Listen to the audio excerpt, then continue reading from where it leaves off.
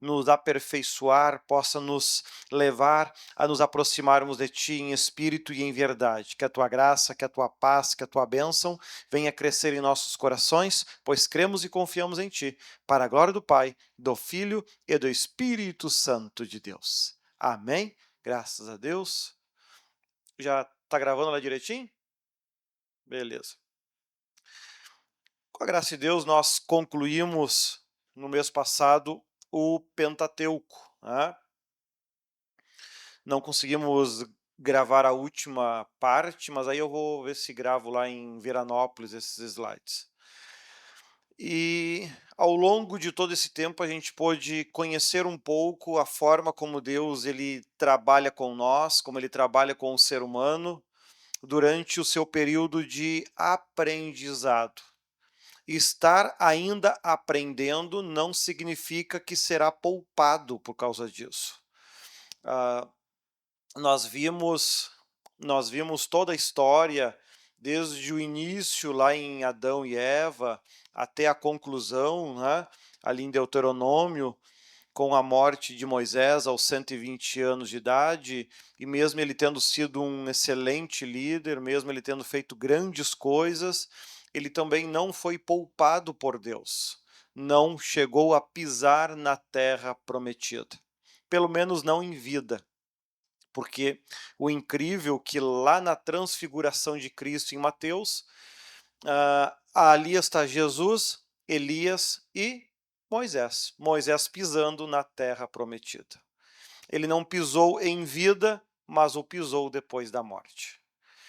Então, é importante que a gente possa ter em mente que Deus ele tem paciência, mas até a sua paciência tem limite. E isso o próprio apóstolo Paulo mesmo, ao longo da série Atitudes, a gente viu que o apóstolo Paulo ensina que nós não devemos desafiar a paciência de Deus, porque até ela tem limite. Né? Deus não vai nos aturar eternamente até o dia que a gente resolva se voltar de coração para Ele. Não, as coisas não funcionam desta maneira, não funcionam deste modo. Ao longo aqui do livro de Josué, nós vamos poder enxergar isso um pouco mais claro, né? Onde por causa do erro de um, custou a vida de vários pais de família, de vários filhos, e Deus não teve pena e não poupou essas pessoas. Então, diferentes momentos, diferentes formas de Deus agir. Uma coisa é aquele que está dando os primeiros passos na fé, aquele que está começando a se voltar a Deus. Outra é aquele que já tem um tempo suficiente de aprendizado. Baseado nos exemplos e promessas que Deus fez, Abraão, por exemplo, levou em torno de 25 anos, se não me engano, para ter o seu filho, que era uma promessa. Outros tantos momentos, as pessoas receberam promessas de Deus e levaram 10, 12, 15 anos para se cumprir. Né? Então a gente pode dizer que talvez Deus vá ter paciência com nós aí até os primeiros 15 anos de convertido, né? Daí em diante, bom, aí você já é adulto mesmo que não tenha aprendido nada, né? E já corre esse risco de em algum momento ter grandes perdas, enfrentar grandes problemas na vida, justamente porque não atingiu o nível espiritual que Deus exige. E a paciência dele com nós vai se desvaindo, vai diminuindo com o passar do tempo, né? E a gente vai poder ver isso muito mais claro ao longo de toda a história de Josué, que foi quem substituiu Moisés. Pode passar, por favor? Josué, inclusive, ele vai ser um dos últimos grandes líderes nesta forma que nós estamos vendo.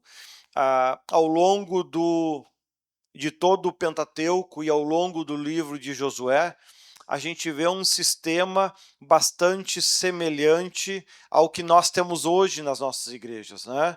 O sistema de pastor, de bispo, de líder espiritual, né?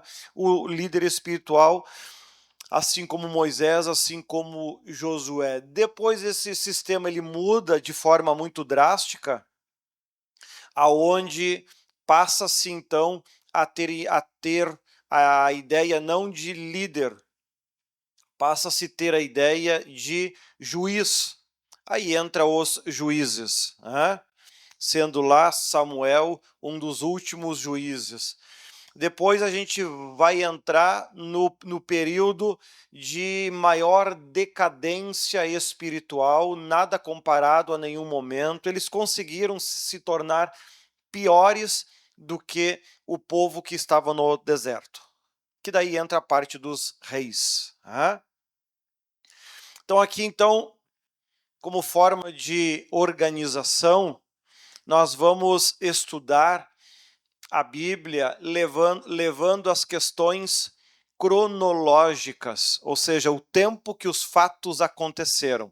O Antigo Testamento ele não está em ordem cronológica perfeita. Por exemplo, ali antes de Salmos e de Jó, tem os livros de Esdras, Ester e Neemias, que são livros que contam o retorno do povo para a terra prometida, isso lá pós-exílio, né? E eles estão aqui antes de Salmos, que é muito antes dos reis, ou seja, não faz nenhum sentido estudar Esdras, Ester e Neemias antes de Salmos e de Jó, não faz nenhum sentido isso. Então aqui nós vamos seguir ao longo dos nossos estudos, né? Nós vamos ir avançando e estudando estes tempos, né? Começamos ali em Gênesis, Êxodo, Levítico, Número, Deuteronômio. Agora estamos ali em Josué, cerca de 1400 antes de Cristo. Depois de Josué vem os livros de Ruth e Juízes, né? Depois 1 Samuel, depois 2 Samuel e Crônicas, e aí já entra ali os primeiro Reis e segundo Reis. Parte de Samuel vai contar então o ministério de Samuel, que é muito lindo, e a questão da monarquia, que foi Deus usou Samuel para trazer então o primeiro rei, que foi Saul. A questão de reis nunca foi da vontade de Deus que existisse, mas foi um pedido que o povo fez e Deus atendeu. Depois de 2 Reis, a gente estuda o livro de Jó, que está lá em cima, ó, né? Jó, Provérbios, Eclesiastes, Cantares de Salomão, Salmos, esses períodos estão praticamente nos mesmos períodos. Depois de estudar lá, a gente vem aqui para Isaías, Jeremias, Lamentações, Oséias, Joel, Amós, Obadias, Jonas, Miqueias, Naum, Abacuque e Sofonias, que são livros que trazem alertas quanto ao período do exílio. Deus avisou: vocês serão destruídos, vocês serão escravos em uma terra muito longe. Descreve isso exaustivamente, né? Exaustivamente lá em Canoas nós já estudamos, porque aqui nos livros depois eu divido ele em duas partes. Aqueles que trouxeram alertas para o povo de Israel, que foram cerca de 3, 4 livros, e os demais livros avisando o povo ali de Judá, aquele Israel, né, o povo que ficou ao sul. Então e assim Deus usou todos esses profetas para avisar, para alertar: Deus está descontente com vocês, Deus está descontente com vocês, se aproximem de Deus e Ele se aproximará de vocês, repetidamente, de forma semelhante como Deus tem feito no tempo que a gente está vivendo. Deus claramente tem dito que está descontente com o evangelho atual, ele está descontente com o crente atual, ele está descontente com o país como o Brasil, ele está descontente, muito descontente. E repetidamente ele tem avisado e alertado sobre isso. E a gente vai poder estudar a forma como esses alertas se deram e depois a consequência de tudo isso, né? Um dos poucos livros, se a memória me lembra agora, que nós estamos estudando em Canoas, que é Jeremias. Jeremias e Lamentações é um dos poucos livros onde acontece o alerta e o fato acontecendo. E Jeremias foi um profeta que ele viveu o momento, ele viu as suas profecias acontecerem, se cumprirem. Lá em Isaías, alguns acreditam que sim, outros não acreditam que não, porque Isaías se divide em dois momentos. Acho que até o 39, mais ou menos, se a memória não me engana, conta ele profetizando e daí em diante conta o que aconteceu, cerca de 300 anos depois. A descrição de Isaías é tão perfeita, dando até nome, e por ser cerca de 300 anos depois, as pessoas acreditam que foram outros que escreveram aquele fato e não propriamente Jeremias. Particularmente, eu acredito que foi Jeremias. Não que ele tenha vivido 300 anos depois, mas assim como Deus ele pôde descrever a questão do Apocalipse 2000 anos antes de acontecer, não teria nenhum problema para Deus escrever o futuro do que ia acontecer também ali naquele tempo. Principalmente porque o livro ele traz cerca de 2 ou 3 capítulos, que é o Apocalipse do Antigo Testamento. Está dentro do livro de Isaías. E que fala sobre fatos que iriam acontecer agora no nosso tempo. Ou seja, então, ali o livro mesmo já aponta esta capacidade de Isaías de ser usado por Deus como um profeta, não para alertar sobre coisas que iriam acontecer em breve, mas coisas que iam acontecer muito tempo depois. Ali depois entra Ezequiel e Daniel, já na questão do exílio na Babilônia, vivendo este momento, porque o povo clama de coração a Deus. O povo, quando está destruído, o pastor é o melhor amigo dele, Deus é incrível, não tem outro como ele. O problema é quando o povo está muito abençoado, aí é uma encrenca. Então o povo começou a clamar de coração sincero, fazendo as coisas da forma que tinha que ser, para que Deus escutasse eles.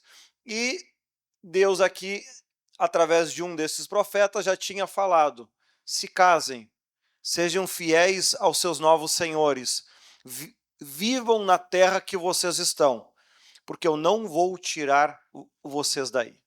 Judá, que foi o último a ser escravizado, ele diz: por 70 anos eu não vou lembrar de vocês. Ponto final. Ou seja, então, Deus ele tem paciência com nós, mas essa paciência dele por vezes termina, se esgota. Ele diz que ele abandona? Não, ele até ajudou os netos dessa gente. Eles e os filhos morreram tudo daquele jeito e Deus não mudou uma vírgula. Então é importante nós termos em mente isso, E aí depois nós vamos estar vendo Esdras, Esther, Neemias, que é a reconstrução de Jerusalém, Ageu, Zacarias e Malaquias completando o Antigo Testamento. Ele foi organizado também, esse mapa foi organizado. Pode ver, ó, os que estão em vermelho são livros históricos, os que estão em verde são livros poéticos e os que estão em azul são profecias. Então assim você consegue se organizar ao longo de todo o Antigo Testamento.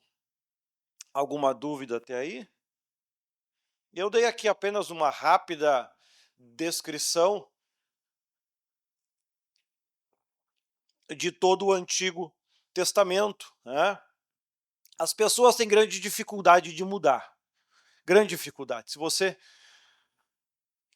estudar Malaquias, o último livro, Deus aqui está chamando o povo de ladrão porque não eram fiel nem no dízimo. Por que eles estão vivendo esse momento? Porque aqui eles são abençoados. Eles estão de volta na terra, não tem mais falta de nada, não são mais escravos de ninguém, ou seja, eles voltaram a cometer os mesmos erros que antigamente eles cometiam. Então o povo ele só consegue ser fiel quando Deus para de abençoar, quando Deus para de ajudar, quando Deus cruza os braços. Grande parte das pessoas só consegue amar a Deus de verdade nesses momentos, nesses períodos.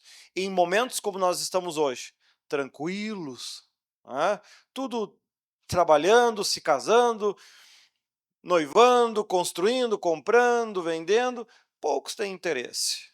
Muito poucos têm interesse em ser fiel a Deus, em fazer mais por Deus. Nós estamos aqui numa cidade com mais de 100 mil habitantes, acredito eu, né? Tranquilamente, conta quantos tem. Agora, se Bento Gonçalves estivesse pegando fogo e todo mundo à beira da morte, não ia ter banco suficiente aqui dentro. Isso ao longo de toda a Bíblia isso aconteceu. Por isso que particularmente eu, que sou um fã da Bíblia, estou bastante ansioso em ver o Apocalipse cumprindo da forma que ele está. Eu tô louco para ver o mundo pegando fogo, desabando mesmo, porque daí nós vamos encontrar muita gente que realmente descobriu que ama Jesus. Tá? Aí as pessoas lembram que amavam Jesus, lembram que não importa mais nada, o que importa é ser fiel a Deus. Né? Ah, mas hoje, feriado de Páscoa, amado, se Cristo não quis mudar o feriado porque ele tinha que morrer naquele dia, lembra que a Páscoa ela é comemorada desde aqui o Êxodo lá no Antigo Testamento, né? Daqui a pouco vão achar, não, a Páscoa foi criada por causa da morte de Cristo na cruz. Não, foi Cristo que não se importou em morrer no feriado. Ele não mudou de dia, porque, não, domingo eu não posso morrer na cruz porque eu tenho que almoçar com a minha mãe. Não, Cristo não fez isso. Né? Chegou o momento. E o feriado? Cancela o feriado esse ano. Pronto. Né? Então, assim com isso, a gente vai poder ver ao longo de todo o Antigo Testamento, e eu acho que essa é uma das mensagens mais fortes dele, que Deus ele é riquíssimo em misericórdia, mas essa misericórdia tem limite e termina. Muitas vezes esta misericórdia, ela não se manifesta na pessoa, ela vai se manifestar lá nos netos, nos bisnetos, nos tataranetos daquela família, não na pessoa propriamente. Né? Porque para Deus o tempo e a morte não tem muito significado. Porque para ele todos nós somos eternos, o dia que o Marcos morrer, para Deus o Marcos não morreu, ele apenas mudou de endereço. Né? Antes ele estava aqui na terra e se Deus quiser vai estar morando lá no céu. É só isso que mudou. Para ele não muda nada, ele via o Marcos aqui e continua vendo o Marcos lá, não muda nada. Então, para ele, essa questão de morte não tem muito significado isso. Né? Ah, mas e o filho e o parente? Isso também não tem significado para ele.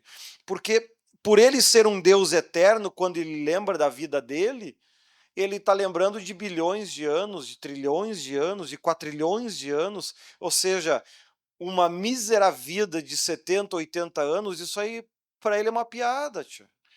Ele chega a apontar que 1000 anos para ele é como um dia. Ou seja, não tem significado tão forte, essa vida nossa tão curta.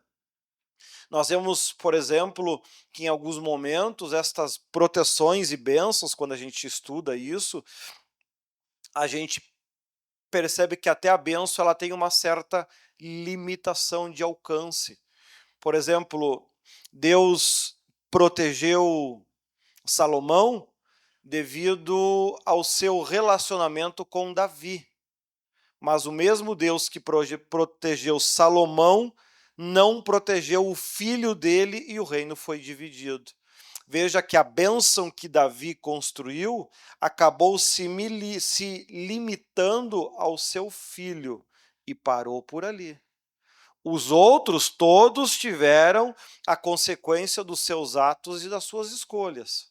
E Deus não teve pena deles, mantendo apenas a promessa a Davi do rei eterno. Por isso ele protegeu a linhagem para que chegasse lá em Jesus e Jesus fosse o cumprimento desta promessa, que é inclusive o que abre o Novo Testamento. Mateus 1 fala dessa genealogia que foi duplamente efetuada por Deus, porque Maria era descendente de Salomão, de Davi, era descendente de Davi, e José também é descendente de Davi, ou seja, Deus não apenas cumpriu com a sua promessa, como a cumpriu duplamente, tendo ambos os seus pais na terra sendo descendentes de Davi, muito bem esclarecido por Mateus, que transcreve ali a genealogia de José, e Lucas, que transcreve a genealogia de Maria. Ambos comprovam esta promessa que Deus fez a Davi, se cumprindo através de ambos, né? E olha que cumprir essa promessa não deve ter sido muito fácil. Quem sabe alguma vez, em algum dia, ou no céu até, algum professor lá em cima possa nos contar um pouco esta história, porque deve ter tido exércitos de anjos trabalhando 24 horas por dia para que essa promessa se cumprisse. Porque quando a gente fala do povo de Israel, nós estamos falando de 13 tribos, né? As 12 tribos de Israel, mas tinha duas que era meia tribo, né? Que é os que ficaram no lugar de José. Então eram 13 tribos, né? E Davi era descendente de uma delas, né? Não de todas. Então tinha 13 opções de descendentes, mas os pais de Jesus tinham que ser descendentes de apenas uma. Imagina o trabalho que isso não. Isso deve ter tanta história bonita por trás deste fato, que eu acho que ninguém nunca pregou, acho que sobre isso, mas deve ter uma infinidade de acontecimentos, de fatos, de interferência, vamos dizer assim, da parte dos anjos e dos arcanjos que ficaram responsáveis sobre esta área, né, de garantir que essa promessa se cumprisse, até o ponto para conseguir fazer que lá no final Maria tivesse a capacidade, a personalidade necessária para que se cumprisse e aceitasse ser mãe de Jesus. Né?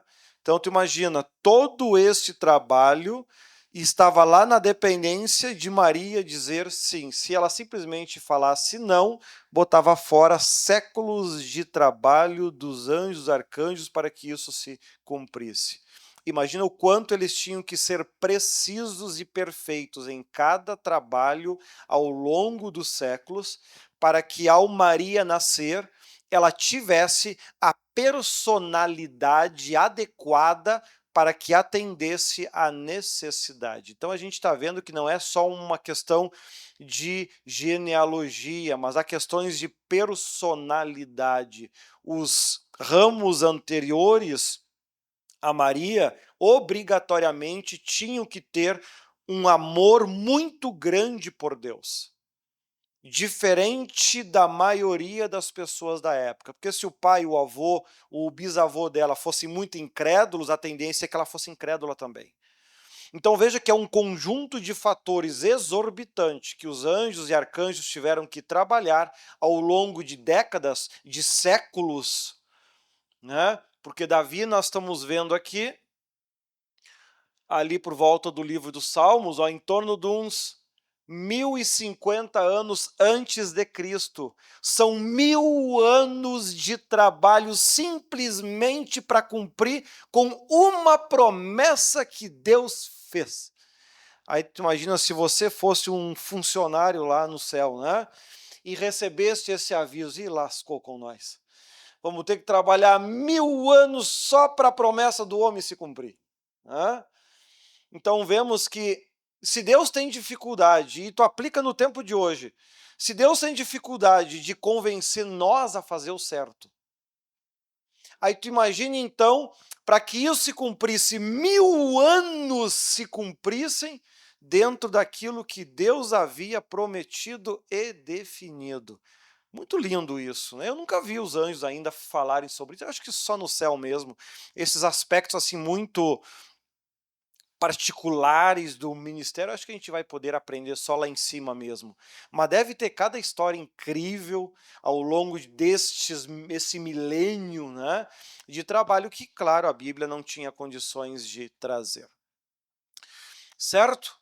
Então assim a gente fez aqui rapidamente, em alguns minutinhos, 25 minutos, um resumo de todo o Antigo Testamento e a sua forte ligação com o Novo Testamento, para começar a tirar da memória de vocês que o Antigo Testamento foi abolido. Não, ele não foi abolido. A Bíblia é uma continuação de início, meio e fim. Nada foi abolido. Né?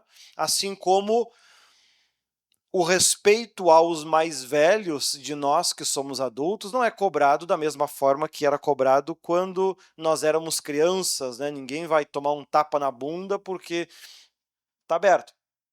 Ninguém vai tomar um tapa na bunda porque falou de forma grosseira, pastor, porque falou de forma grosseira com o vô e a avó. Agora, a ideia se permanece. Certo? Pode passar, por favor?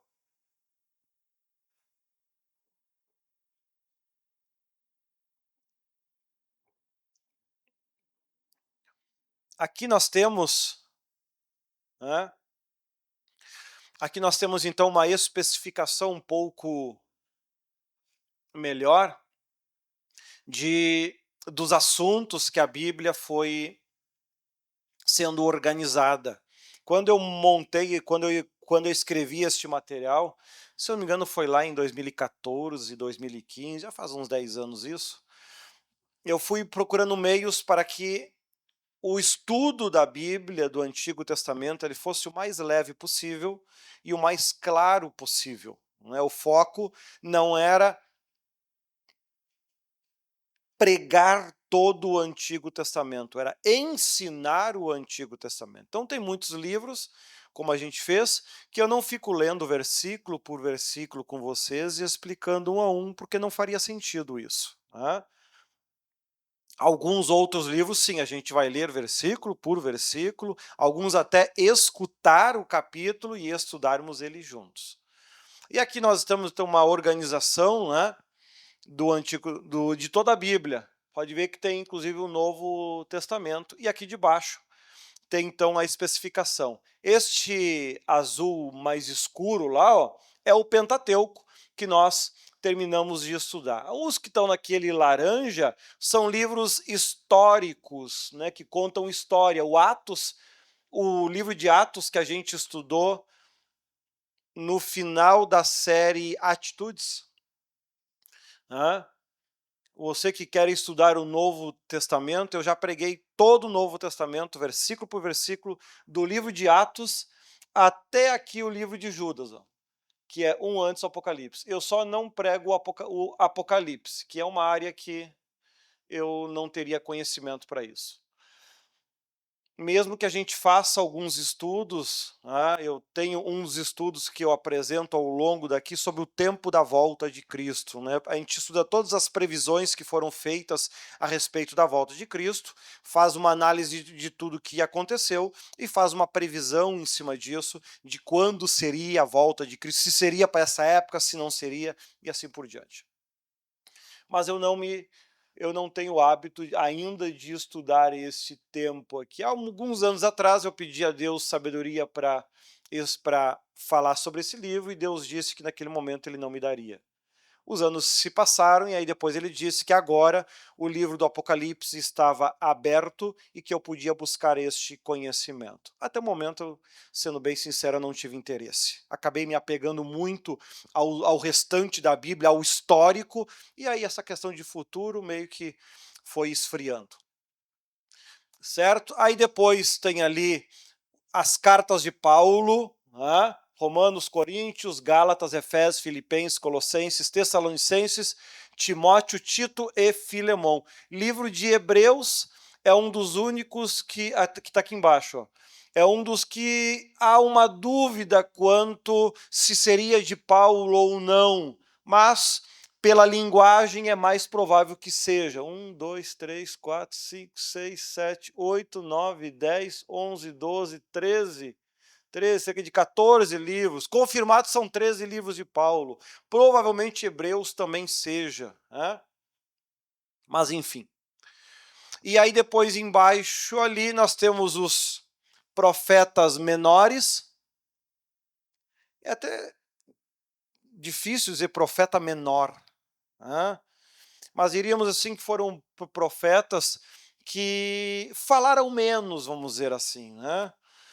E aos profetas maiores, que está em verde ali, ó, Isaías, Jeremias, Lamentações, Ezequiel, Daniel, né?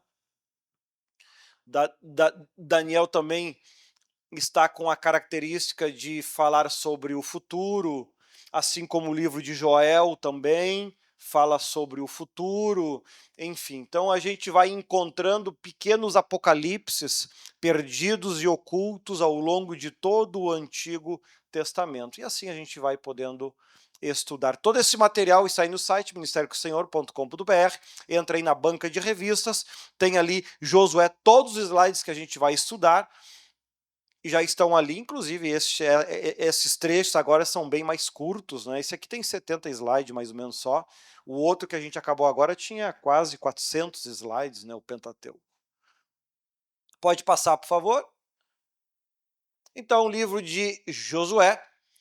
Se você escutar ele ali no YouTube, eu quando fiz este material lá em 2015, mais ou menos, eu comprei toda a coleção do Cid Moreira, os CDs, e aí eu escutava na voz do Cid Moreira e ia lendo, e eu percebi que era muito mais rápido ler a Bíblia assim, né?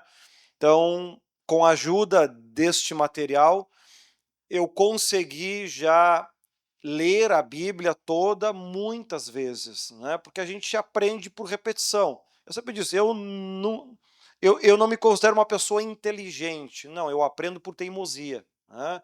Eu sou tão teimoso que consigo aprender as coisas porque eu insisto muito. Né? Então, se um livro eu não conseguir entender, eu escuto ele, leio 1, 2, 3, 4, 5, 6, 8, 10, 15, 20, quantas precisar. Né? Até que aquilo venha se cumprir. E o livro de Josué você consegue ler numa tarde, olha aí, ó, 3 horas e 7 minutos, dá para ouvir todo o livro de Josué, bem fácil, né? Quem sabe fica de tema de casa para vocês para o mês que vem, ler o livro de Josué. É uma tarde, é 3 horinhas. Né? Abreviação, JS, tem 24 capítulos, 658 versículos, equivale a 2%, quase 3% do Antigo Testamento. E quando nós completarmos de estudar o livro de Josué, teremos estudado, então, 28% do Velho Testamento. Pode passar?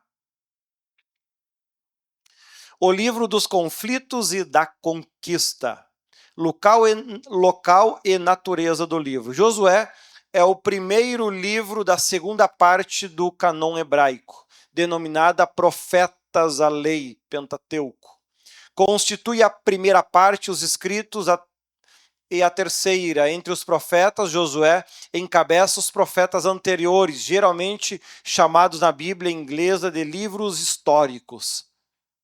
Este livro recebe o nome do grande líder religioso e militar cujos heroísmos são narrados no texto. O nome Josué significa o Senhor salva ou liberta. Os críticos geralmente o consideram uma obra compósita tardia, ou seja, ela foi composta, escrita muito tempo depois. Homogênea em composição literária com o Pentateuco, daí o termo hexateuco. A ideia de um hexateuco, porém, não tem nenhuma corroboração tradicional ou histórica e é construída sobre a premissa da descrença no miraculoso e no profético. A visão conservadora situa o livro em data recuada, provavelmente no tempo de Josué ou pouco depois de uma obra de modo que a obra serve como registro histórico preciso. Significado espiritual do livro. Expectativa é a marca de Deuteronômio, assim como realização a de Josué. A redenção na saída do Egito, sob comando de Moisés, deu aos israelitas uma posição redimida. A redenção na entrada da terra prometida, sob o comando de Josué, lhes deu uma vivência da redenção na vitória e na conquista da posse dos seus bens. Em qualquer área da Bíblia que tu vai estudar, tu vai ver que vai ter muitas discussões históricas e assim por diante. Eu prefiro fugir delas. A minha ideia é de que forma este livro pode me aproximar de Deus, pode me ajudar a vencer os defeitos e os erros que eu ainda tenho, né? O cuidado que eu tenho que ter ao longo da vida, né? Essas questões históricas eu deixo para quem gosta disso. Pode passar? 2 fatores, posição e vivência, são inseparáveis na salvação. A salvação é basicamente uma posição ou status, mas é também uma vivência das bênçãos envolvidas na posse desta posição. Num sentido espiritual, Josué é o Efésios do Antigo Testamento. As regiões celestiais de Efésios 1:3 e 6:12 são representadas pela terra de Canaã, que é um retrato da vivência, da vitória e da conquista pertencentes àqueles que estão em posição redimida. Aqueles que foram redimidos na saída do Egito, pelo sangue da Páscoa, agora reclamavam a bênção desta redenção pela posse da terra. Josué é a verdade no Novo Testamento. Este manual traz exemplos da verdade do Novo Testamento encontrados em Josué, pois este livro, juntamente com as narrativas redentoras do Pentateuco, formam um fio condutor na história da redenção. As referências do Novo Testamento a este fio representam sugestões interpretativas que não podem se limitar às características históricas mencionadas especificamente, mas precisam incluir logicamente todos os exemplos da verdade espiritual cuja realidade é encontrada no Novo Testamento. Em outras palavras mais simples, Cristo, com a sua morte na cruz e a ressurreição ao terceiro dia, ele nos garantiu o direito à vida eterna e à salvação. Porém, isso é um direito, isso não está sendo entregue de bandeja e de graça para nós, assim como a terra prometida também não. Ia ter que haver muita guerra, muito conflito, muita perda, muita dor, muito sofrimento, muita dificuldade para se conquistar este direito. Josué vai demonstrar ao longo do seu livro tudo que é possível acontecer na nossa vida hoje, ao longo da vida, esta garantia. Josué, ao entrar em Jericó, primeira guerra, já estava salvo, já estava com todas as terras garantidas, já eram suas? Não. Assim como é um absurdo um crente dizer estou salvo. É absurdo, a guerra ainda nem acabou. Como é que já está ganho? É a mesma coisa que você falar que já ganhou uma guerra, se ainda nem começou a lutar. Então Josué, quando a gente faz essa comparação lá com Efésios, que nós devemos nos revestir de toda a armadura de Deus, né? E ali cita as qualidades lá em Efésios 5 ou 6, né? O Josué vai nos ajudar a enxergar. Estar na terra prometida não significa estar com a bênção nas mãos. Vai vir muita guerra, vai vir muito conflito, vai vir muito conflito de interesse, por vezes você quer muito algo, a pessoa que está do teu lado não vai querer a mesma coisa ou do mesmo modo e vai gerar conflitos, como vai acontecer, causando muitas vezes a morte de pessoas que a gente ama ao longo desta caminhada, acontecimentos não esperados, como Josué mesmo vai viver e a gente vai poder ver isso. O cristão são mais que estudantes de história antiga, são alunos dos princípios espirituais da vida. Portanto, a natureza explicativa de Josué tem lugar assegurado neste estudo. Porém, tal estudo deve avançar cuidadosamente para que o estudante extraia o texto e não atribua ao texto explicações espirituais. Então é importante a gente poder, ao longo dessa caminhada, ir fazendo essas comparações e vendo que, assim como Josué teve que se esforçar muito, e não é em vão que o livro começa dizendo isso, Josué, esforça-te e tenha muito bom ânimo. Josué, esforça-te, tenha muito bom ânimo. E pela terceira vez o texto repete: Josué, esforça-te e tenha muito bom ânimo. Tu tá pisando na terra prometida, mas até agora não ganhou nada. Pode passar?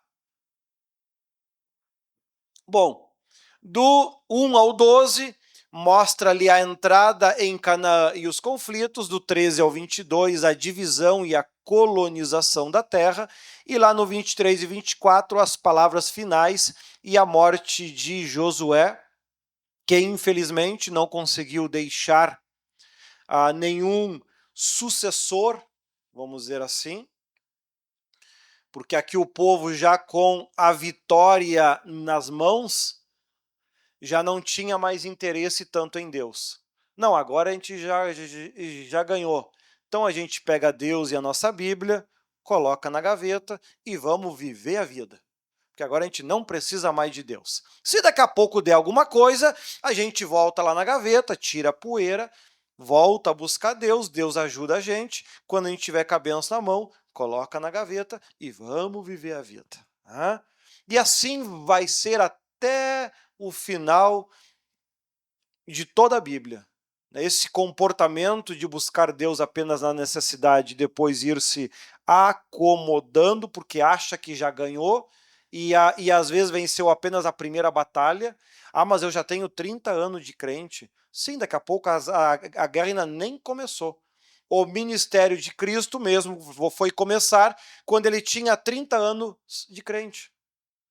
Aí que foi começar o ministério dele. Quem sabe, nossa, eu já enfrentei tanta coisa por amor a Cristo. Não, tu não enfrentou nada ainda. O que tu enfrentou até agora foi só problema da vida.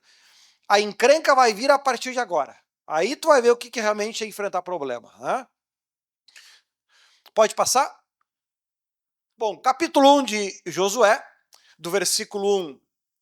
O capítulo 1 ele demonstra essa questão que Josué assume o comando, no lugar de Moisés. Do 1 ao 9, incumbência de Josué. O sucessor de Moisés recebeu a ordem de levar o povo de Deus à sua herança. Recebeu a garantia da presença divina e do sucesso, condicionados à obediência.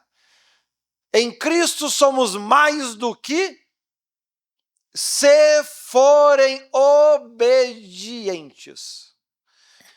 Aí uma vez o povo falou, mas a gente já enfrentou tanta coisa por amor à palavra. E aí vem Paulo na sua carta e escreve, não, vocês ainda nem enfrentaram morte de cruz ainda. Vocês ainda nem morreram na cruz. Já estão dizendo que enfrentaram muita coisa por amor a Deus? Não! Até agora vocês enfrentaram só o fácil.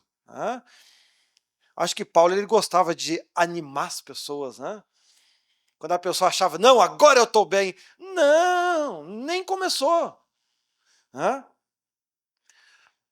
Liderando o seu povo com o poder do Espírito, Josué sucedeu a Moisés, que retrata Cristo como servo obediente. Hebreus mesmo destaca muito bem isso, lá em Hebreus 2, 10 ou 11 e Hebreus 3, 5.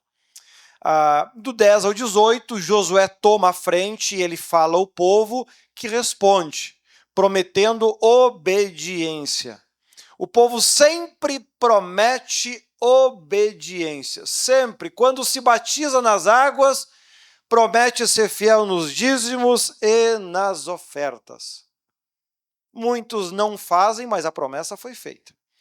Prometem defender a igreja, os seus pastores e muitas vezes ainda falam mal deles. Mas prometeram lá no batismo. Reconhece que o pastor é um enviado de Deus para fazer o trabalho. Sim, depois está falando mal dele.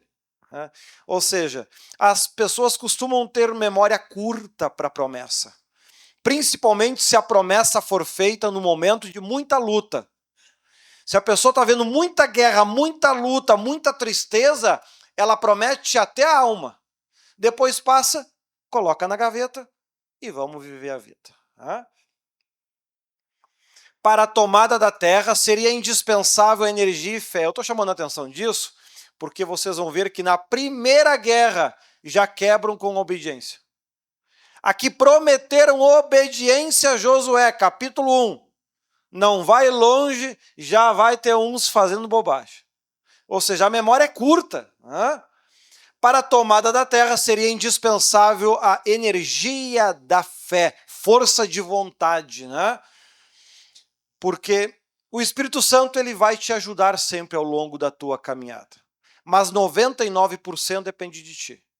Tu é que vai ter que arranjar força onde não tem, vontade aonde não tem, confiança onde nunca existiu. Ele vai deixar muito contigo. Né? Deus não vive no nosso lugar, ele apenas vai nos mostrando o caminho. E em muitos momentos ele nem te mostra o caminho mais, ele apenas diz, ó, tu tem que chegar lá no topo da montanha, tá aí, como é que eu faço? Te vira. Dá teu jeito. Né? Para que tu aprenda a caminhar sozinho. Né? Quando a gente tem os dons espirituais, como um dom de profecia, revelação, ou a nossa volta a pessoas que os têm, Deus pode usar eles para nos falar e complementar e nos alertar. Né? Mas isso vai depender muito da forma como a gente escolhe viver. Grande parte do cristão que eu observo neste tempo costumam ser muito crianças, infantis na fé. Erram nas coisas mais básicas e simples. E erra porque não quer fazer o certo. Porque é falado, é explicado. E aí o tempo passa e ele fazendo sempre do mesmo jeito, do mesmo modo. A pessoa fica presa a um círculo vicioso. Eu tenho o meu jeito de crente, eu tenho o meu modo de crente. Já foi ensinado isso, mas como o pastor não cobra, também não vou fazer. Ou seja, quer servir a Deus no empurrão e na obrigação. Mas aí não é amor isso, né? E Efésios, novamente, livros que estão muito ligados a esse tempo, Hebreus e Efésios, né? Pode passar, por favor? Então, no capítulo 1, Deus fala a Josué e anima-o, limites da terra, versículo 4, fidelidade de Deus, versículo 5, fidelidade para crescer, versículo 8, né? Josué prepara o povo para passar o Jordão, tribos que não passaram o Rio Jordão, 12 e 3, na verdade não é que não passaram. Teve 2,5 tribos que resolveram ficar a leste do Rio Jordão. Porém, Moisés já havia definido que vocês podem ficar com essa terra, que eram terras que eles, vamos dizer assim, vazias, não tiveram que fazer guerra nenhuma para conquistar. Mas tinha uma condição: as vossas mulheres e os vossos filhos podem ficar aqui. Vocês, os homens, vão lutar até a última guerra. Quando os vossos irmãos também estiverem na terra prometida, vocês podem voltar e viver em paz. Então isso era uma guerra, né? Era uma determinação. Eu já conquistei a minha casa, não vou mais orar e jejuar. Não, não, não, não, não. Enquanto tiver um irmão sem casa na igreja, tu vai orar e jejuar. Tu só vai parar quando o último tiver na sua casa. Essa questão de unidade, já para romper este individualismo, que é um dos grandes problemas do Novo Testamento, porque a pessoa alcança, eu tenho o dom de profecia e já prego, e ela para por ali. Ela não tenta melhorar, ela não tenta crescer no conhecimento, na sabedoria. Não, ela chega num ponto, as pessoas se acomodam. Né? Isso é muito ruim. Tribos que não passaram o Jordão, as tribos que devem ir na frente ajudando os seus irmãos, versículo 15, e obediência a Josué. Sempre a ideia de um líder sempre foi necessária, né? Porque este líder, ele tinha um contato muito maior com Deus, Deus falava a este líder e guiava o restante. Isso lá a gente viu no Pentateuco, que foi um pedido que o povo fez. Que Deus não fale mais com nós, que ele fale a ti e tu fale a nós. O povo sempre teve medo de Deus, mas nunca tiveram respeito por ele. Né? Pode passar, por favor? os espias e Jericó. Josué, que fora ele mesmo espia, agiu sabiamente, mandando os espias estudarem a estratégia do inimigo. Uma característica, inclusive, o Novo Testamento resgata nos evangelhos, é a questão: só entre numa guerra se tu tem certeza que pode ganhar. Se tu não tem essa certeza, não vá nesta guerra, não entre nesta guerra. A gente vê agora em acontecimentos recentes no nosso país, que foi aquela invasão lá em Brasília, que quebraram tudo, fizeram acontecer. Ou seja, fizeram guerra contra pessoas e não meditaram se podiam vencer essas pessoas. Um ensinamento mais básico do Novo Testamento. Resultado, estão pegando 14, 15, 16, 18 anos de prisão. Ah, mas e Deus não faz nada? Sim, ele fez, ele avisou: não entra em guerra que tu não possa ganhar. Ele avisou. Foram de teimoso. Né? Resultado, está aí a consequência. Deus nunca vai nos apoiar, mesmo que seja uma boa causa, se nós estivermos sendo imprudentes. Deus não é imprudente e não se une com imprudentes. Então por que Deus não está fazendo nada para defender aquelas pessoas? Porque elas foram imprudentes. Elas entraram numa guerra que não podiam ganhar. Não fizeram conta antes. Então é importante a gente ter em mente isso. Então cuidado com essa questão de fé. Né? Ah, eu vou fazer na fé e Deus vai comigo. Tu tem certeza que Deus vai contigo? Aquilo que tu vai fazer contraria alguma coisa da Bíblia? Se contraria, cuidado. Daqui a pouco Deus não vai ir contigo e depois nos problemas que vai dar, ele não vai ajudar a resolver. Ou como eu comentei anteriormente, ele até vai ajudar essas pessoas. Porém, isso poderá levar 5, 6, 8, 10 anos para se resolver. Então é importante nós termos em mente isso. Às vezes a gente arruma problema para a nossa vida que não precisava. Era só naquele dia ficar em casa comendo churrasco. Não vai lá fazer confusão, fica em casa comendo churrasco, pronto. Não é tempo de atacar. Resultado, então, infelizmente, passando por situações que Deus não queria que passasse. Porque o que adianta ir lá quebrar um prédio? Resolve o que no país? O que a minha vida melhorou depois que foram lá e demoliram tudo? Nada. Só prejudicaram a deles. Então é importante que ao longo da vida a gente não tenha essa questão política assim ao extremo, né? Porque tudo é como uma espada de dois gumes, né? Corta para os dois lados, né?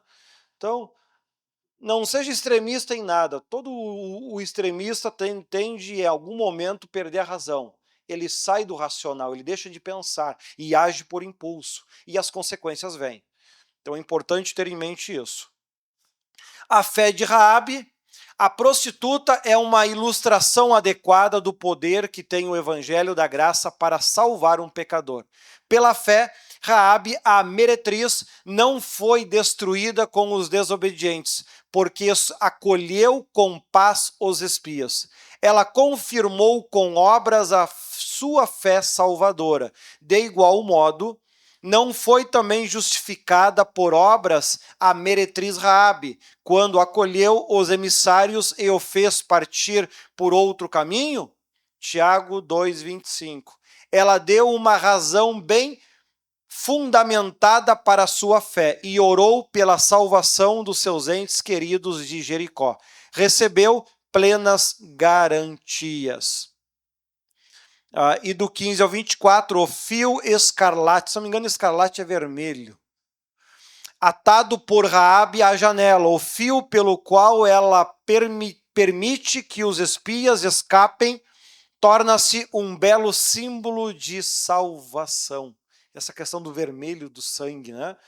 Então nós vemos que enquanto dentro do povo, entre o povo de Josué, haviam rebeldes, que daqui a pouquinho vão aparecer, lá na terra dos inimigos havia uma prostituta que acreditou e confiou muito em Deus. E aí a gente vê Deus agindo da seguinte forma: Pega os últimos 10 anos de vida. Aquele fulano foi fiel e seguiu a Deus. A mulher se prostituiu. Na hora da guerra, o que foi fiel escolheu, a prostituta escolheu ser fiel. Quem Deus guardou? O fiel, a mulher. E o homem morreu. Então veja que a questão não é o tempo de crente que você tem, mas o quanto você consegue aplicar isso hoje. Todo esse tempo de crente te tornou uma pessoa mais próxima daquilo que Deus deseja, fiel, que confia, ou se tornou, quem sabe, um juiz, um fariseu, como no desenho animado que eu criei e está aí nas redes sociais. Julga e enxerga os defeitos, enxerga os erros. É lindo ver um crente falar mal do outro sem conseguir caminhar em cima da água. Ele diz que é melhor do que eu. Tá, vamos até ali o Guaíba e me mostra você caminhando em cima da água. Tiago 2, a fé sem obras é? Então me mostra a tua fé, me mostra o resultado dela. Caminha em cima da água. Se tu caminhar em cima da água, eu vou acreditar em ti. Mas não afunda que nem eu. Tá, mas então o que adianta? Então é importante nós termos em mente isso. Então a palavra de Deus é que deve ser esta promessa, esta garantia. Não perca tempo julgando ninguém. Aproveite o teu tempo fazendo você o certo. E ó que você vai ser sempre minoria em meio à maioria. A maioria não consegue fazer isso, porque a maioria já está salvo. Então um salvo não precisa se preocupar com guerra. A guerra ainda não acabou, mas o cara que se acha salvo acha que sim. O apocalipse ainda nem aconteceu e ele já acha que está tudo tranquilo. Daqui a pouco acontece um monte de desgraça que vai acontecer, aí quer brigar com Deus. Pois bem, esta mulher não perdeu tempo brigando com Deus. Ela apenas confiou e creu. E ela colocou, e ela pediu. E eu quero que vocês, eu gostaria que além de que eu fosse protegida, que a minha família também fosse. Aí os servos dizem para ela, tudo bem, mas só vai viver quem estiver dentro da tua casa. Quem estiver fora, nós não podemos garantir nada. Ou seja, ela conseguiu a bênção ainda para sua família, mas com uma especificação bem clara, estar na mesma casa. Se estiver em outra, nada a gente pode fazer. A proteção de Deus ela tem limite, é isso que eu quero chamar a tua atenção. Se você sair daquele ponto, tu pode ser crente há 50 anos, vai morrer também. Por quê? Porque saiu da onde Deus havia determinado. Fica nesta casa. Não, eu vou lá para outra porque lá me tratam melhor. Sim, lá na outra te tratam melhor hoje, mas amanhã na guerra tu vai morrer. A mulher foi inteligente, ficou na casa dela. Mas o que vão pensar se eu for lá na casa da prostituta? Como que vão pensar? Amanhã vai estar tudo morto. Morto não pensa. Morto não pensa. Se é lá que está a proteção, vamos para lá. Morto não pensa. Pode passar, por favor?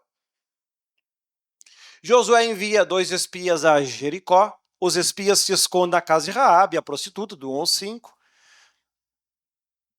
Pedido de Raabe, do 9 ao 13. Termos do acordo entre os espias e Raabe, do 14 ao 21. E retorno dos espias, do 22 ao 24, até que eu falei, e escarlata de fato é o vermelho, como vocês tinham confirmado. Pode passar? Capítulo 3. A passagem do Jordão. A arca do Senhor lidera.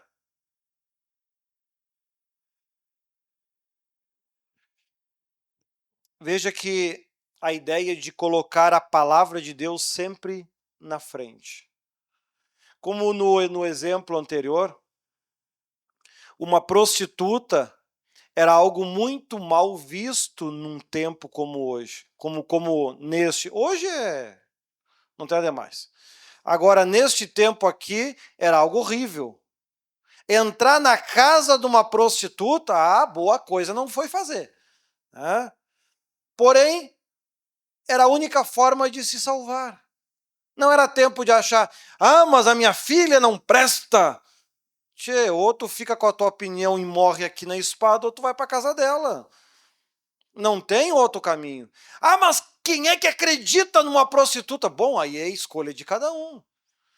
Porque imagina a prostituta indo lá na casa do pai da mãe, você tem que ir lá para casa hoje, senão amanhã você não está tudo morto. Num tempo como esse. Como é que confia? Como é que acredita? É só pela fé mesmo. Então veja que os que foram protegidos lá na casa de Raabe tinham que ter até uma fé muito maior que a própria Raabe, porque senão iam achar bobagem, besteira, e para o que a sociedade vai pensar, e ficariam nas suas casas e teriam morrido. A arca, Êxodo 25, do 1 ao 22, uma das mais abrangentes representações de Cristo, tinha um poder incrível. A gente não vê mais objetos sagrados atualmente. Isso é muito raro. Aqui a arca ela tinha um poder extraordinário. Um homem que era um crente tocou na arca e morreu.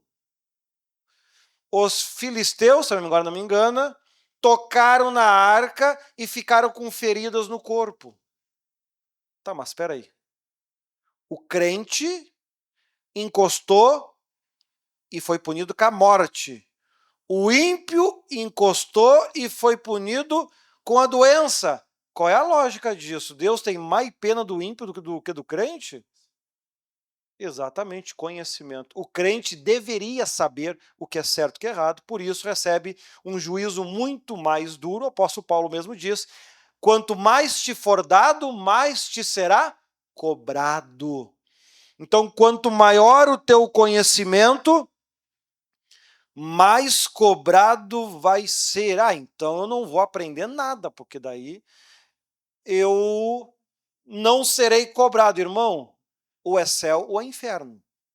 Tu pode até viver um pouco mais de tempo aqui na Terra por causa disso, mas daqui 1 milhão de anos não vai fazer nenhuma diferença.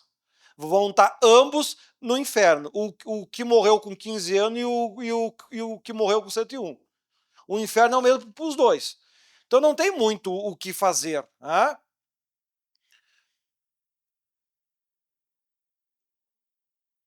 Aqui é belamente retratada a imagem do Senhor atravessando as profundas águas da morte a fim de abrir caminho para o seu povo, que pode então avançar vitoriosamente e tomar posse dos bens celestiais que tem nele. Depois de dar a redenção, ele leva todo o seu povo da morte à vida e à glória da redenção pelo novo e vivo caminho. Conforme eu li o versículo 4 e Hebreus 10, 20. Josué começa a ser engrandecido. Quando o povo do Senhor entra na vivência da sua posição em Cristo, retrata pela passagem de Israel pelo Jordão. Ele começa a exaltar e obedecer ao juízo divino, autor da sua salvação. Capítulo 3. Vamos ver o que ele diz ali nesses textos que chamaram a atenção do povo com relação a Josué.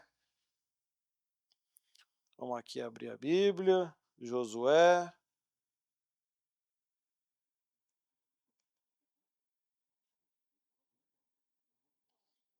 Josué. Capítulo 3, versículo 7. E o Senhor disse a Josué: hoje começarei a exaltá-lo à vista de todo o Israel, para que saibam que estarei com você como estive com Moisés. Portanto, você é quem dará a seguinte ordem aos sacerdotes que carregam a arca da aliança. Quando chegarem às margens da água do Jordão, parem junto ao rio. Então Josué disse aos israelitas: venham ouvir as palavras do Senhor, o seu Deus.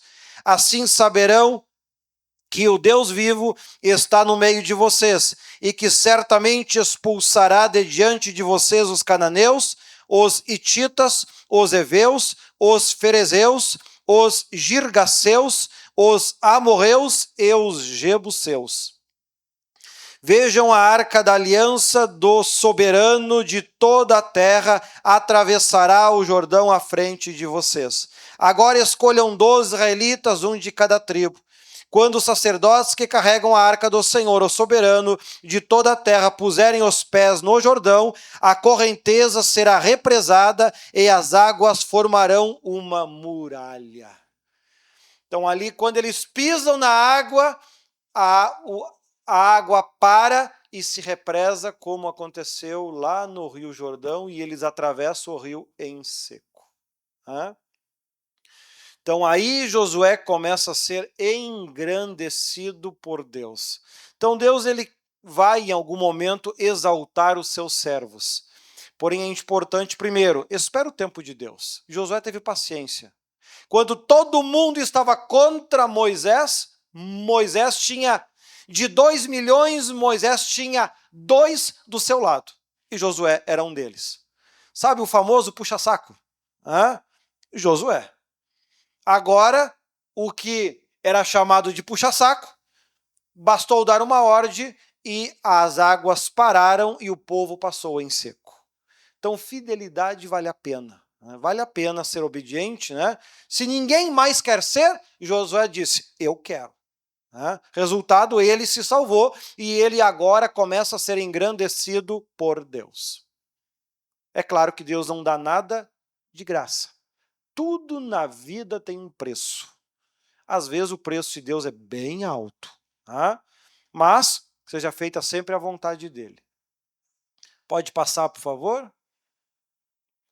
Então, Josué coordena a passagem, do 9 ao 13. A mensagem de Josué ao povo lhes garante que o Deus vivo comprovaria sua presença entre eles pela expulsão dos cananeus. Versículo 10. A arca da aliança é a do Senhor de toda a terra.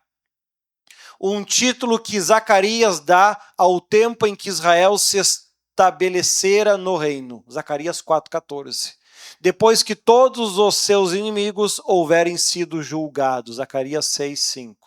E o Messias, por direito de criação, redenção e conquista, for Rei dos reis e Senhor dos senhores. Isso foi usado com muita propriedade quando da entrada de Israel na sua terra, então dominada por inimigos temíveis e ímpios. O poderoso milagre da divisão das águas foi operado pelo Deus vivo, ou seja, a divindade em manifesta onipotência e não uma criação da religião naturalista. Ou seja, o fato aconteceu não porque Josué era poderoso, tinha unção, poder e assim por diante. Não, o fato aconteceu porque Deus o quis fazer. Essa ideia sempre ficou muito em briga com aqueles que são opositores a Deus. Porque os magos, por exemplo, diziam: eu determino que a vara vire cobra, e fazia ali a sua mágica e a vara virou em cobra. Que a água virou em sangue, eu determino, e aquilo aconteceu. Ou seja, os que lidavam com magia negra e algo do tipo, eles se exaltavam a si mesmo. Porque esta ideia, Satanás sempre tem como objetivo exaltar o homem. Aqueles que servem a Deus são então o oposto. Tem por objetivo exaltar a Deus. E Josué, com isso, ele deixa claro que isso aconteceu porque Deus o estava fazendo, Deus vivo estava fazendo, e não uma criação da religião naturalista. Não é Josué que é poderoso que está fazendo isso. Tudo acontece porque Deus o quis fazer e não porque o homem ou a mulher o quis fazer.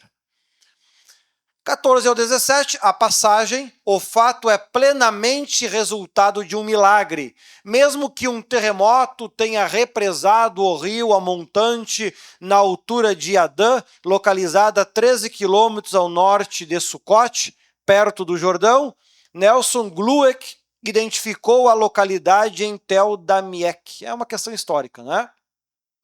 Glueck também defende que os 19 quilômetros entre Adã e Sartã são o único trecho no Vale do Jordão em que o represamento das águas e a passagem em leito seco poderia ter ocorrido devido à profundidade, né?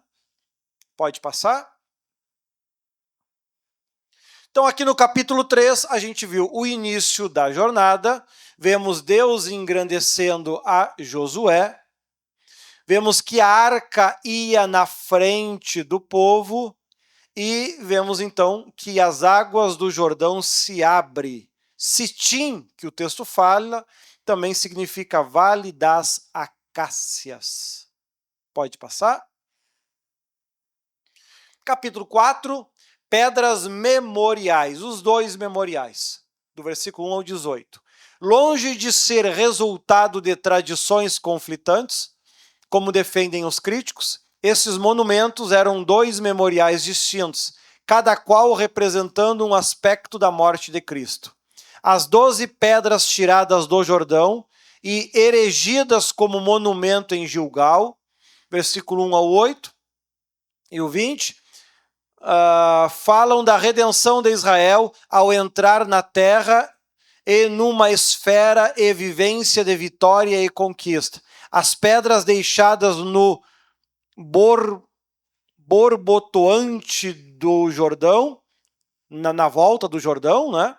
Para que fossem submersas pelas águas, são recordações da morte de Cristo sob julgamento no lugar do crente.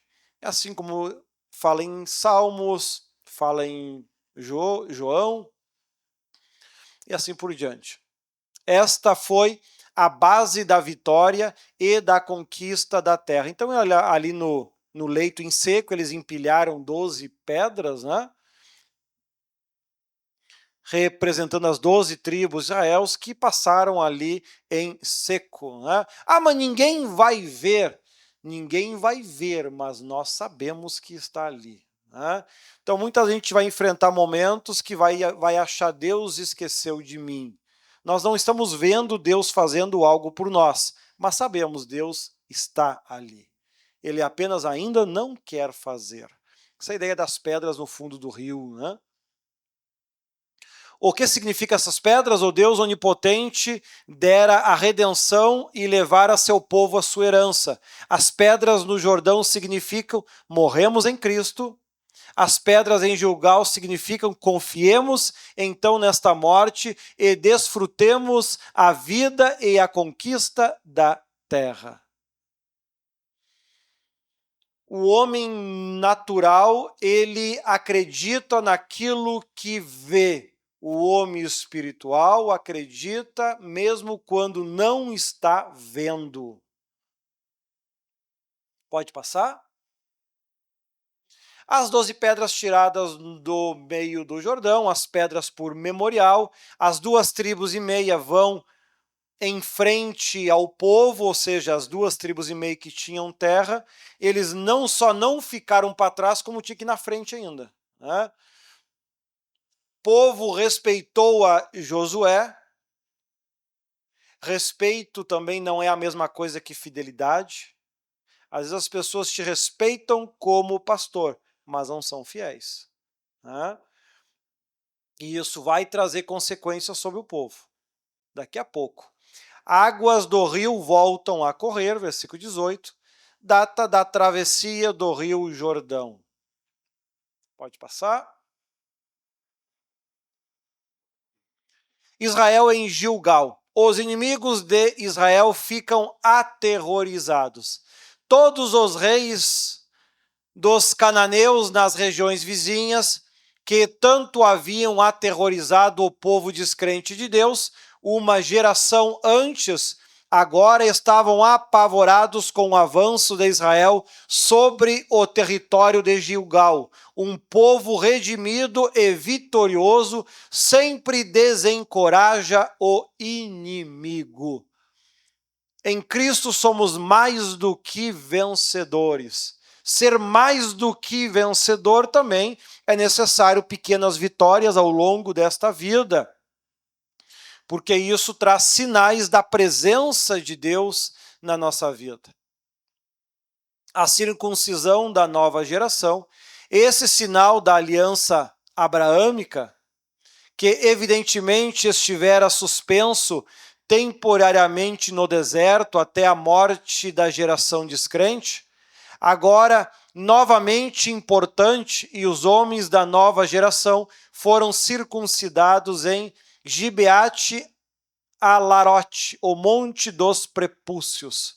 Daí em diante, eles ostentavam um símbolo patente que os identificava como propriedade do Senhor e que colocava o Senhor em graciosa relação de aliança, propriedade do Senhor, e que colocava em relação à aliança com eles.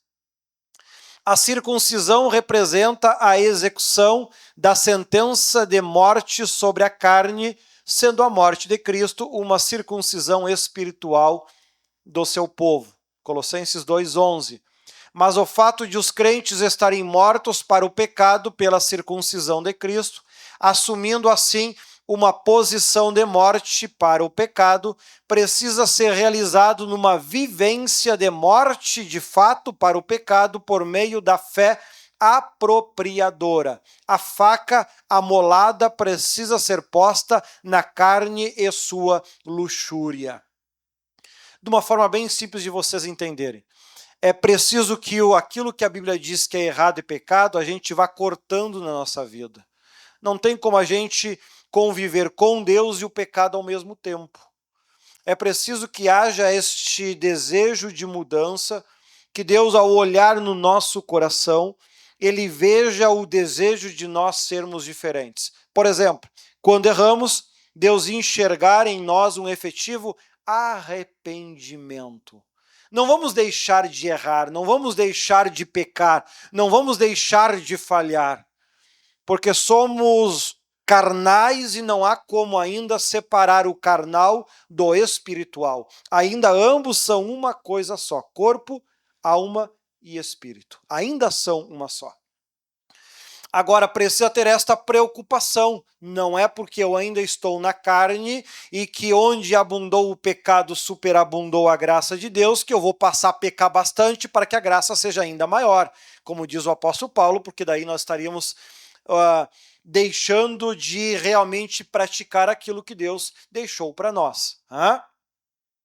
Nunca seremos perfeitos, ou pelo menos acreditamos nisso. Se algum dia o formos, será por mérito de Deus e não nosso. Agora, temos que ter a capacidade de reconhecer os nossos erros. É muito ruim quando o crente ele erra e justifica os seus erros, ou por causa dos outros, ou por causa das situações. Isso é muito ruim, não tem esse hábito. Não dê explicação. Errou? Reconheça, Senhor, me perdoa, sei que errei.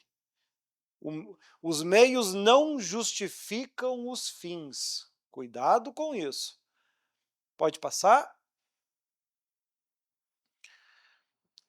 O opróbrio do Egito é removido, o opróbrio do Egito que Josué afirmou ter removido ou ralado em Gilgal, quando circuncidou o povo, era o jugo que o faraó lhes impunha no Egito.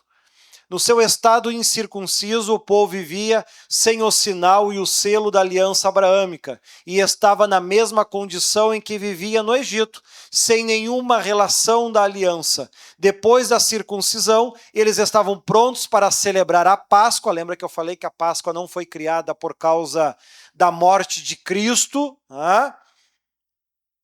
porque aqui já se comemorava a Páscoa, a festa comemorativa da libertação do Egito, versículo 10. Então aqui ele está chamando a atenção que o povo, quando viveu lá no Egito, cerca de 415, 430 anos, eles não faziam mais a circuncisão.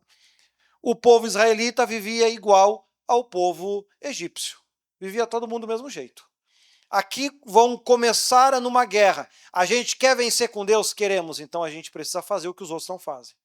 A gente precisa se propor a ser fiel a Deus, ou o mais fiel possível, mesmo os outros não sendo.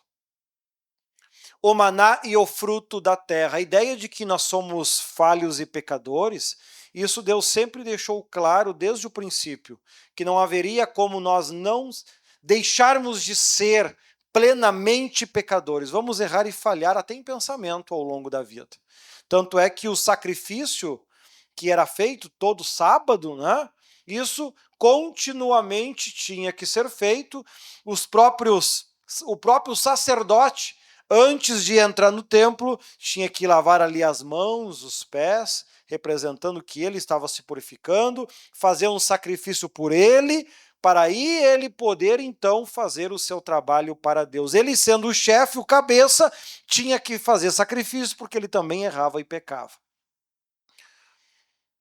O maná é o fruto da terra. Depois da circuncisão e da celebração da Páscoa, os israelitas comeram o fruto da terra. A colheita de cevada estava então em curso, e por isso o povo de Deus pôde começar a colher os frutos da redenção.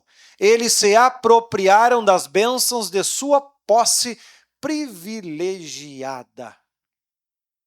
A visão que teve Josué do príncipe do exército do Senhor. O homem com a espada desembainhada diante de Jericó era o Senhor. O Cristo pré-encarnado em forma visível, que apareceu como um guerreiro para apoiar Josué e mostrar-lhe que aquele que comanda os exércitos do céu estava combatendo por Israel. O solo se fez santo para Josué, como antes o fora para Moisés, quando o mesmo Cristo pré-encarnado lhe apareceu, lá em Êxodo 3, do 1 ao 12. Provavelmente ele é da sarça que se acendeu e falou com ele, né? Então nós vemos aqui que não são apenas palavras, vá e faz. Não, as manifestações eram visíveis. O povo não estava indo na fé, na boa vontade. O povo estava indo lá realmente tendo a direção de Deus, enxergando Deus com seus olhos, enxergando os anjos com seus olhos, realmente estavam vendo aquilo acontecer. Não era um achismo ou uma pura crença. Né? Pode passar, por favor? É aí mesmo? Ah, tá. Isso aí. Capítulo 5, a circuncisão dos filhos de Israel, medo dos adversários, eles estavam com medo, então te conserta com Deus que o medo saia. Versículos 2 ao 8. Celebra-se a Páscoa, inclusive estamos estudando sobre ela hoje, né? Bonito isso. Primeira Páscoa na nova terra, 10 ao 11. O maná cessa de cair, versículo 12. Então, quando eles começaram a colher o fruto, o maná parou de cair. Não caiu mais como antes. A bênção do Senhor não é eterna, ela é até nós termos condições de andar com as nossas próprias pernas. Né? O anjo do Senhor, lugar santo, versículos 13 ao 15. Pode passar. Capítulo 6. A conquista de Jericó, obediência às instruções divinas. A formidável cidade murada de Jericó, hoje reconhecida pela arqueologia como um dos mais antigos locais de ocupação de todo o mundo, era um verdadeiro obstáculo para Israel na conquista da terra. É análogo espiritualmente ao mundo que o crente precisa conquistar se pretende alcançar uma vida vitoriosa. A cidade deveria ser tomada na fé e na obediência à palavra de Deus, e não pela sabedoria humana. O milagre do colapso dos muros foi o milagre da fé. Hebreus 11:30. Esta é a vitória que vence o mundo, a nossa fé. 1 João 5:4. Josué não levou em conta as altas muralhas, nem as impossibilidades humanas, mas confiou exclusivamente no poder de Deus. Embora como comandante militar, ele era antes de tudo um líder espiritual. Tampouco se sentiu ofendido pela orientação divina de rodear a cidade uma vez por dia, durante 6 dias e 7 vezes no 7º dia, tendo 7 sacerdotes tocando 7 trombetas. E depois, no 7º dia, o povo gritando. Do ponto de vista militar, isto era ridículo, para não dizer fantástico, mas andar pela fé e não pelo que vemos, segundo os Coríntios 5:7, nunca é sensato à mente secular. Então nós vemos que mesmo Josué tendo uma grande capacidade de experiência militar, na primeira guerra, Deus não usa aquilo que Josué tinha de maior qualidade. Deus faz completamente o oposto. Deus não usa as qualidades de Josué na primeira batalha, na primeira disputa. O texto chama a nossa atenção para isso, para que a gente perceba que em muitos momentos você vai ser muito bom em alguma coisa e Deus vai te usar em outra. Não propriamente naquilo que você sabe fazer muito bem. Para que fique claro que a obra que você está fazendo estará dando resultado não por capacidade sua, mas porque Deus quer que dê resultado. E nesta primeira batalha com Josué não foi diferente. O povo teria que ter em mente, vocês não ganharam a guerra por mérito de vocês, é porque Deus quis que vocês ganhassem. Né? A queda da cidade, do versículo 20 ao 21, as ruínas das maciças muralhas e da cidade que Josué conquistou, 1400 a.C., foram em grande parte destruídas pela erosão, pois Jericó foi construída com tijolos de barro. As escavações de Kalen Canyon, em 1952, revelam que a maior parte do monte remanescente do século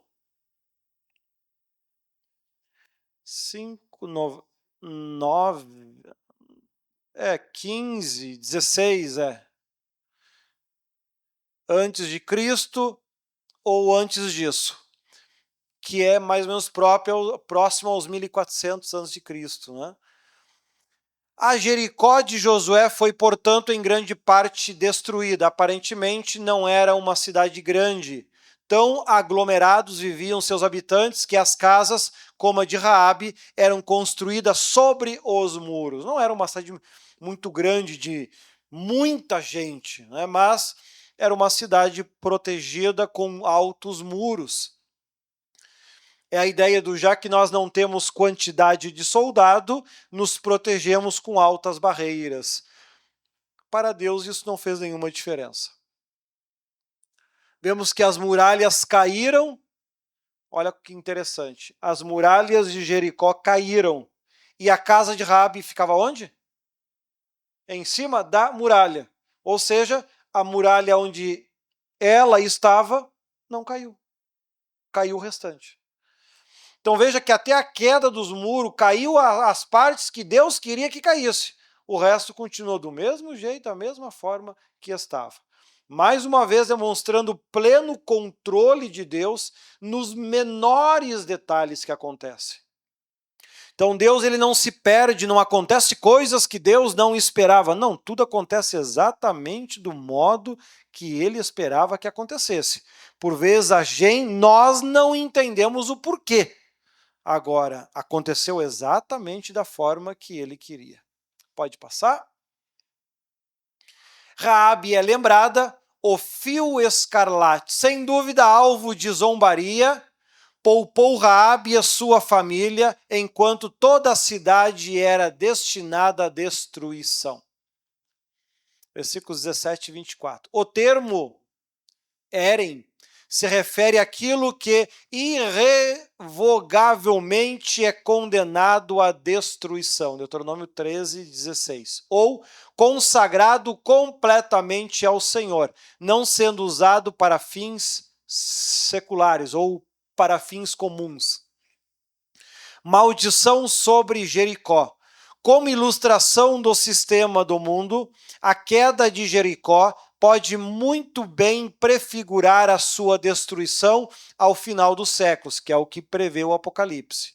Jericó foi posta sob proscrição, jamais seria reconstruída, exceto sob pena de uma maldição. Versículo 26. Ela não só foi destruída, como foi um local amaldiçoado por Deus. Pode passar? Capítulo 6. Então, resumindo, Jericó é destruída, Raabe é salva, anúncio de como derrubar as muralhas, que foi por 6 dias dava uma volta em silêncio, ao 7º dia davam 7 voltas e tocavam a trombeta e gritavam, e com isso, conforme descreve ali do 6 ao 14, do 15 ao 20 e o 21, destino de Jericó e os seus tesouros, tudo isso, tudo que era despojos, deveriam ser para o templo, deveriam ser destinados à igreja, deveriam ser destinados, toda a riqueza deveria ser entregue aos levitas. Lembrando de Raabe, e a fama de Josué aumenta, o cara que ganha uma guerra sem tirar a espada da cintura. Pois é. Pode passar, por favor?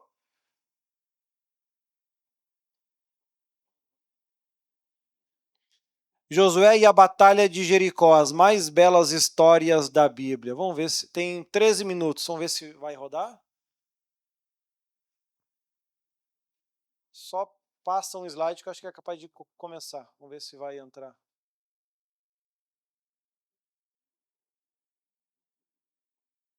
Não. Aí tem que clicar ali para assistir no YouTube.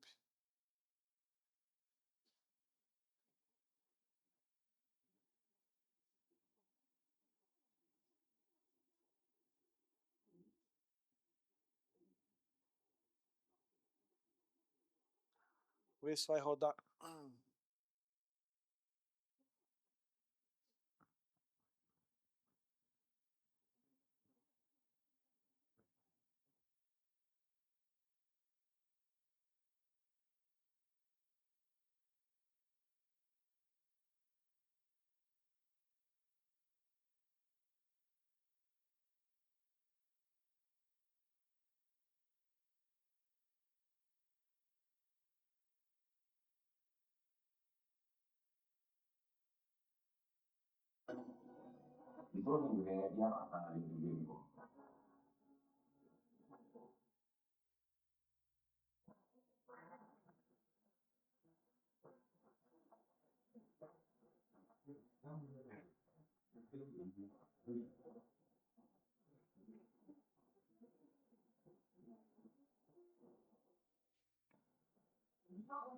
Da colina, capitão. Havia seguramente gente se movendo por aqui. Espiões israelitas, saiam!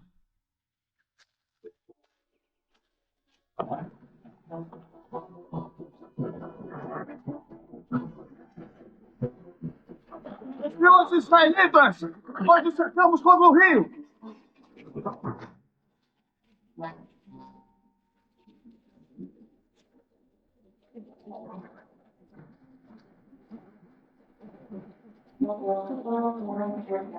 Ah, se ao menos Moisés estivesse vivo.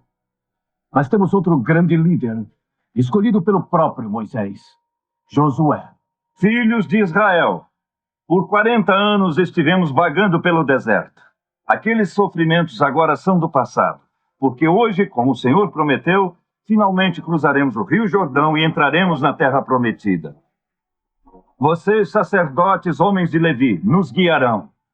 Vocês levarão a Arca da Aliança indo à frente do nosso povo.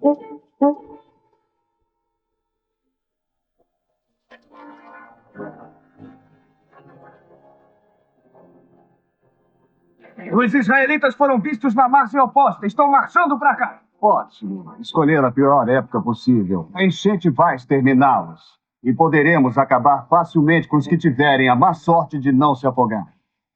Olhem, lá estão eles. Apenas 4 homens? E nem mesmo são soldados? Que caixa é aquela? O que conduzem? O rio está secando. Eles nem estão se molhando. É uma coisa passageira. Vocês vão ver, as águas subirão a qualquer momento e todos eles morrerão. Meus homens estão prontos. Faça-os passar no momento em que o rio ficar completamente seco. Então, o rio se foi.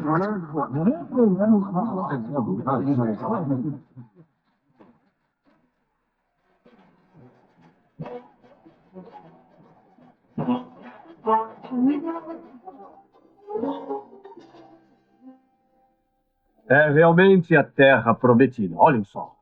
Tão verde e fértil. Nossas famílias crescerão fortes e saudáveis aqui. E poderemos plantar cereais e criar gado. Por que eles não vêm? Cruzaram o rio há 3 dias. Então, capitão... Um dos nossos espiões acaba de retornar do acampamento israelita. Sim, e de que direção eles atacarão? Senhor, não estão em marcha. Ele disse que pararam para um ritual especial que chamam de Páscoa. E que tipo de ritual é esse? Bem, eles comem pães sem fermento.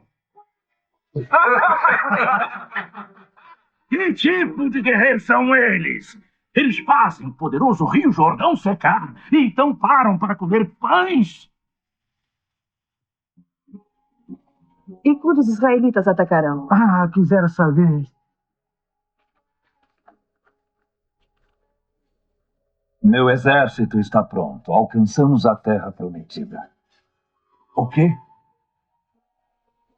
Você é um dos nossos soldados ou é um inimigo de Israel? Não, pois estou aqui como capitão dos anjos do Senhor. Fale, sou o seu servo. O que quer que eu faça? Recebemos nossas ordens. E esta manhã marchamos contra Jericó. Levem a Arca da Aliança e tenham 7 sacerdotes levando trombetas à frente dela.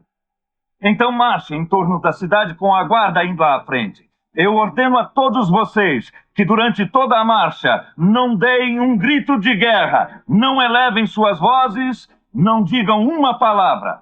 Após contornar a cidade uma vez, retornaremos ao acampamento. Disse que retornaremos ao acampamento. E isso é tudo?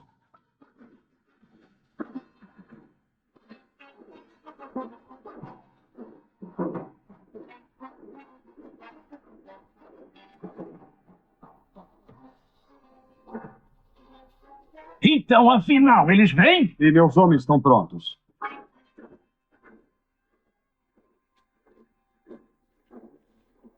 Por que estão quietos? E o que levam naquela liteira? Eu não sei, senhor. É o que eles levavam na frente quando o rio parou. Feitiçaria, magia, seja lá o que for, não podem ultrapassar muralhas de pedra. Ah, se ao menos a estrada estivesse ao alcance das nossas lanças! Senhor, olhe, estão retornando ao acampamento. Uma retirada antes de se lançarem à luta. As nossas muralhas os intimidaram. Não emitiram nenhum grito de guerra. Apenas sopraram aquelas malditas trombetas. Uma parada. É tudo o que foi. Estamos guerreando, Simeão. Estamos semeando incertezas. Estamos guerreando em suas mentes. Então, fazemos guerra em suas mentes. E, enquanto isso, vou rapidamente perdendo a minha.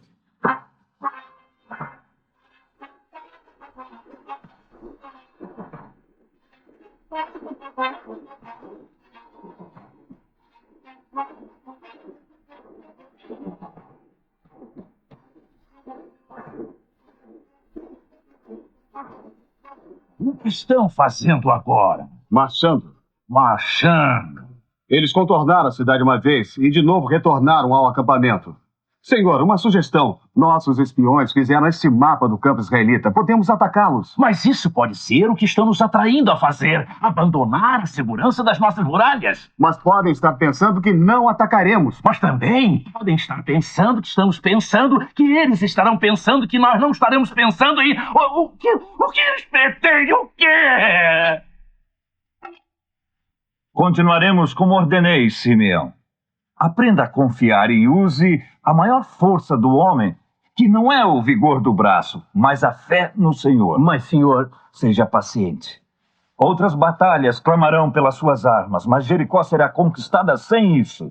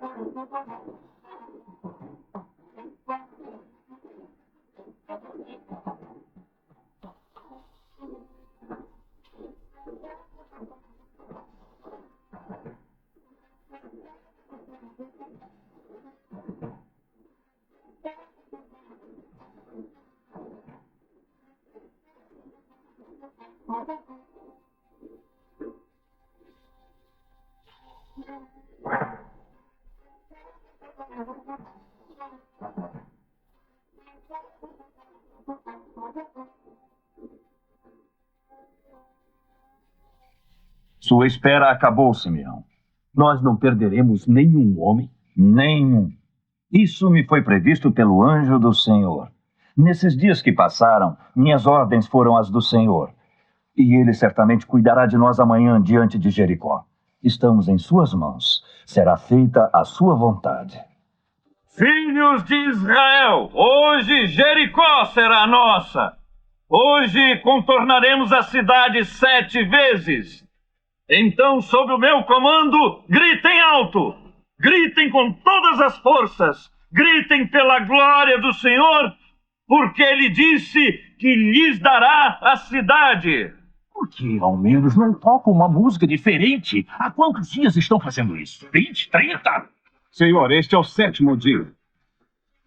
Parece que farão isso eternamente, todo dia a mesma. Algo diferente hoje. Estão contornando pela 2ª vez. Nunca fizeram isso. Pode significar um ataque. Alerte os homens e diga aos lanceiros para alvejar primeiro aqueles trombeteiros.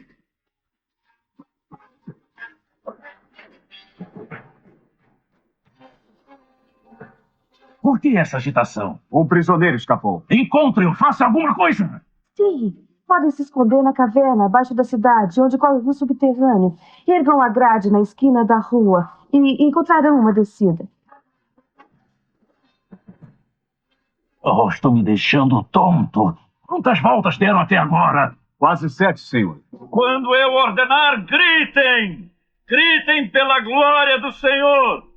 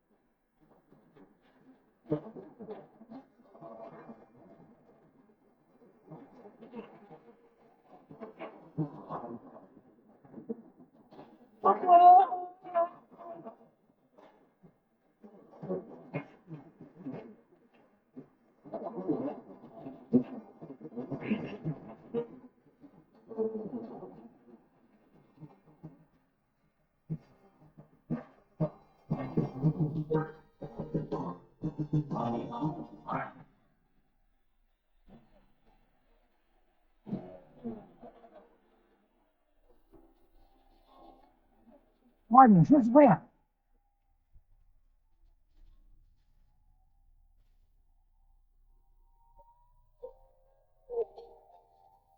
O Senhor poupou Raabe e toda a sua família porque ela ajudara os homens que Josué lhe enviara. E o Senhor deu a Israel toda a terra que tinha jurado dar aos seus antepassados, e manteve todas as promessas que fizera ao povo de Israel.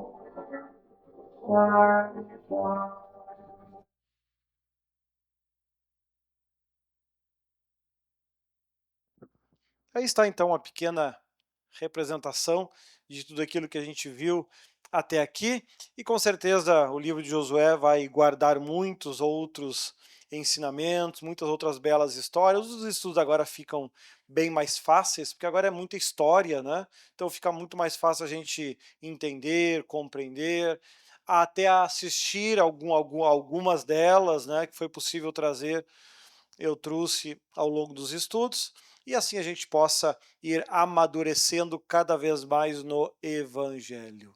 Amém? Que Deus te ilumine e abençoe. Vamos até aqui, já é quase 10 horas mesmo. Vamos fechar os olhos, vamos colocar em pé, vamos orar, vamos falar com Deus. Senhor Deus, amado Pai, muito obrigado pela oportunidade, muito obrigado pela bênção, muito obrigado pela graça que temos de aqui estarmos. Que a tua alegria, que a tua paz venha crescer no nosso coração, na nossa vida, a fim de que possamos nos aperfeiçoar, a fim de que possamos nos achegar cada vez mais a Ti, em espírito e em verdade. Muito obrigado, Senhor, por tudo, muito obrigado por tudo que tem feito, realizado, e que a Tua graça, que a Tua paz esteja conosco, nos ajudando, nos fortalecendo, para que venhamos conhecer cada vez mais a Tua graça, em nome do Pai, do Filho e do Espírito Santo de Deus. Que Deus ilumine e abençoe a todos, uma feliz Páscoa para todos e de todos na paz do Senhor Jesus.